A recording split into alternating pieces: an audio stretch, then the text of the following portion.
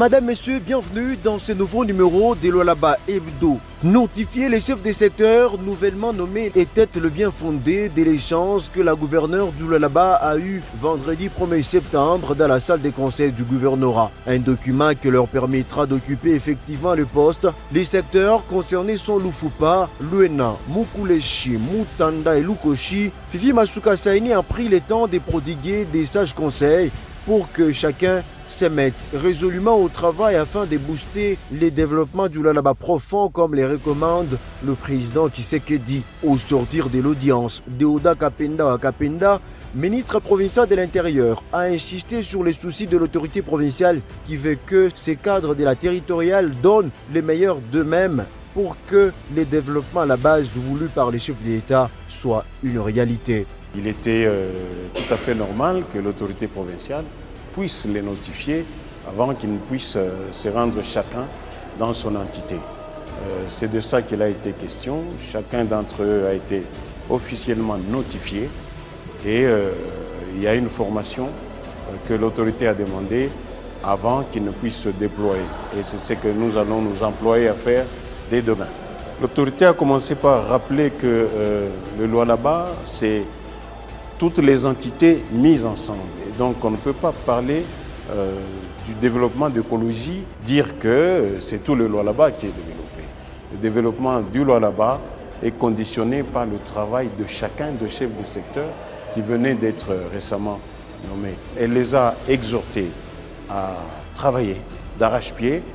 Elle a insisté aussi sur le fait que, comme nous sommes à la veille des élections, il était tout indiqué que la paix règne dans leurs entités respectives et que la paix règne sur toute la province du Lualaba.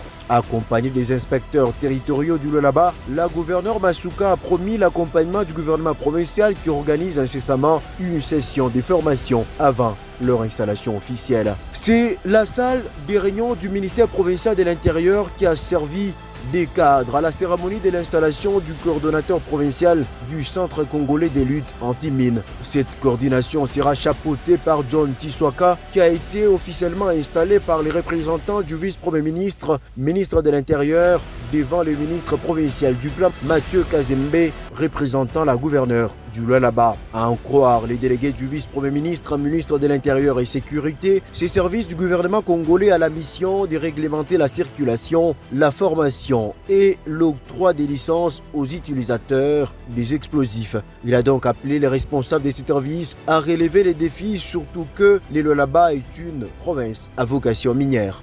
Le CCLAM comprend 16 missions spécifiques, dont nous avons 2 missions principales, à savoir la première, lutte anti-mine.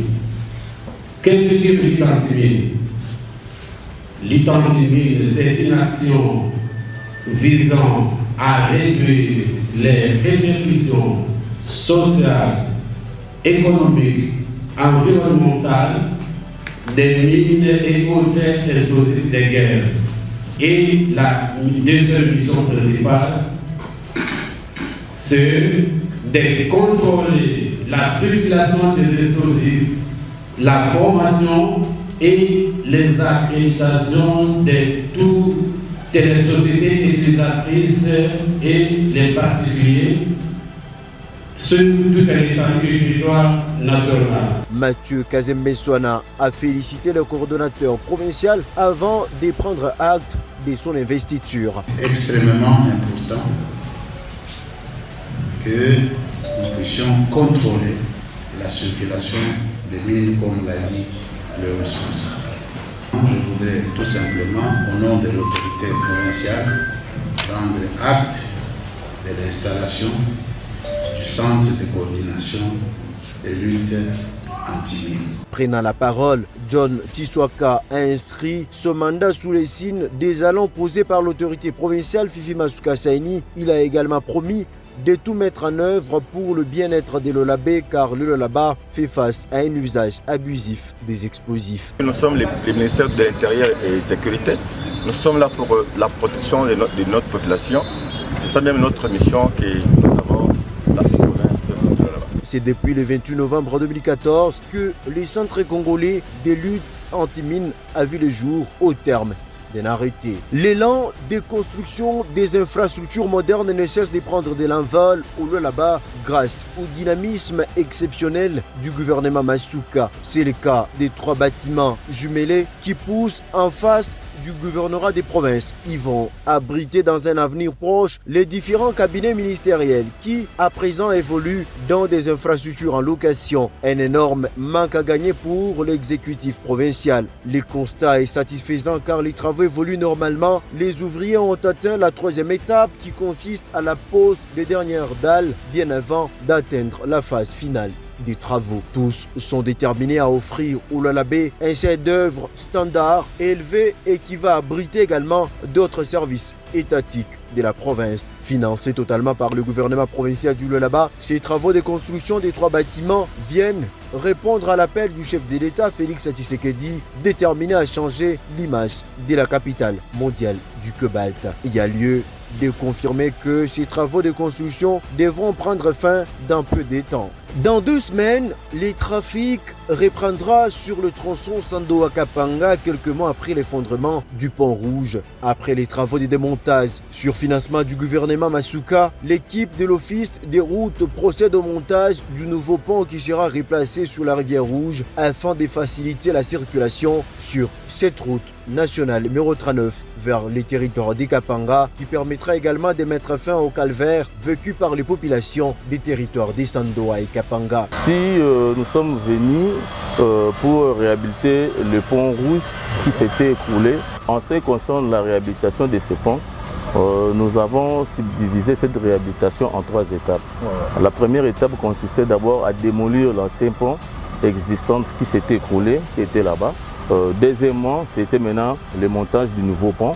Et puis troisième, c'est le renforcement des quilets qui s'étaient endommagés. Nous sommes déjà à 90% à ce qui concerne le montage. Après l'étape de montage, on va maintenant lancer les ponts. Cette action est une lueur d'espoir pour ce Lualaba.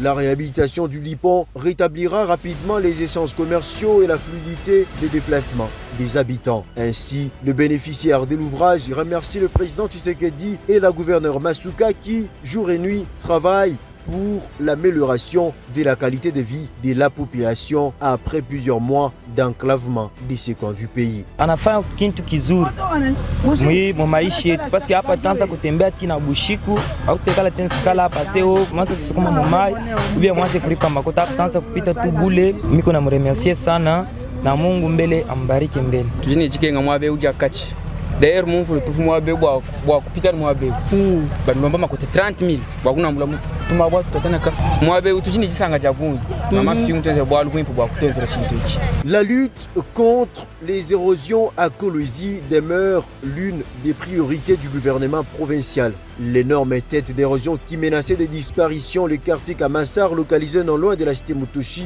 est complètement maîtrisé. Sur financement du gouvernement Masuka, l'entreprise à pied d'œuvre a entamé les travaux de lutte anti-érosive à cet endroit depuis décembre 2022. Il avait commencé avec la stabilisation du terrain afin d'éviter la nappe aquifère, bien avant d'atteindre la phase d'exécution sur un terrain marécageux d'une hauteur de 15 mètres. À ce jour, les travaux sont à la phase de la pose des alliages, des soutènements, a confirmé le responsable des chantiers. Une autre tête d'érosion maîtrisée est celle du quartier Kalina, cellule Oabura, dans la commune de Dilala. Les travaux de stabilisation du terrain se poursuivent à la grande satisfaction des habitants du coin. Ils ont exprimé leur sentiment de gratitude à l'endroit du président de la République, Félix Tshisekedi, et à l'autorité provinciale, Fifi Masuka Saini. Gouverneur wetu eko na mapendo sawasawa, hii muji ilikuwa ishakufa, tulikuwa mbonde, manyumba ilipotea, batoto baritafuta kupatikana kufa, lakini kwa mapendo ya kuyua sema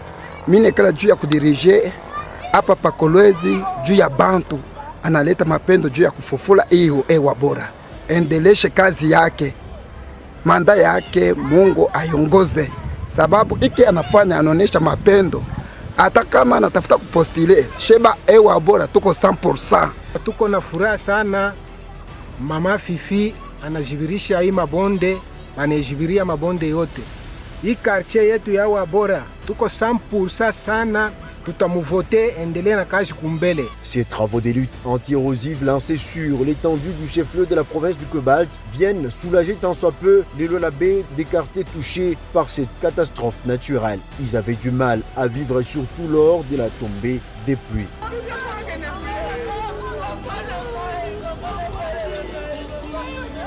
Lundi 4 septembre 2023, une journée sombre de l'histoire des familles Barampana Mutombo Pamphile et Fifi Masuka Saini suite à la mort de Marthe Mukendi Odia, décès survenu le 27 août 2023 à l'hôpital Ngalema de Kinshasa. La gouverneure du Lualaba, son époux et leurs proches étaient dans la nuit de dimanche 3 septembre à l'aéroport international de Luano à Lubumbashi pour accueillir la dépouille. Tous étaient dans l'impossibilité d'admettre cette dure réalité imposée aux êtres vivants par l'Éternel Dieu.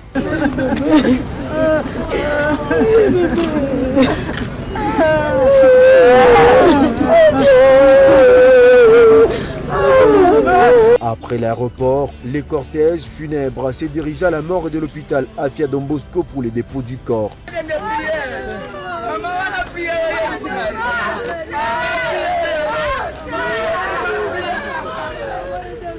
Après la levée du corps, lundi 4 septembre, le cercueil de la regrettée Marthe Mukendi a été exposé dans l'espace Bailis pour la cérémonie des derniers hommages. Jean Kiabulakatu, gouverneur du Haut-Katanga, a été le premier à déposer sa gerbe de fleurs. S'en suivra les dépôts de la gerbe de fleurs de la gouverneure Masuka qui n'en revenait toujours pas de perdre la mère de son époux.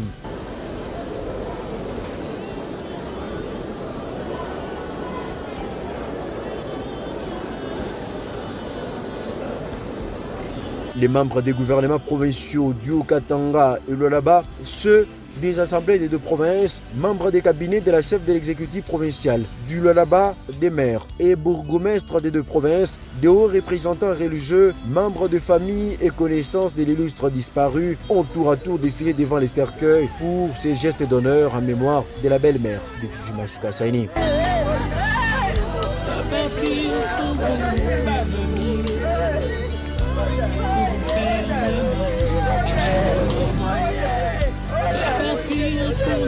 Les représentants de la famille et la représentante des petits-fils de la regrettée se sont succédés pour témoigner leur valeur qu'incarnait la personne de Marthe Mukendi Odia. C'était une réussite, c'était une bénédiction pour plus d'un. Nous ne t'oublierons jamais, grand-mère. Tu as eu un parcours de vaillantes guerrières. Adieu, mamie. Adieu, Coco.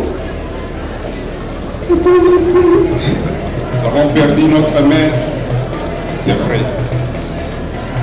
Les souvenirs que nous avons sont et resteront toujours gravés dans nos cœurs à jamais. Après cette étape, le cortège funèbre a pris la direction de la nécropole Rivière des Anges de Kassangiri pour l'inhumation de cette aimable mère, de plusieurs fils et petits-fils.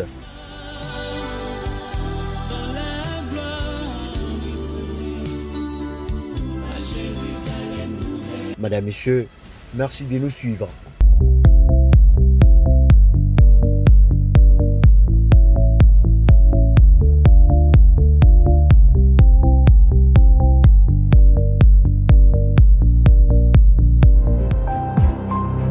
Nibiakoe Magazine, votre visibilité.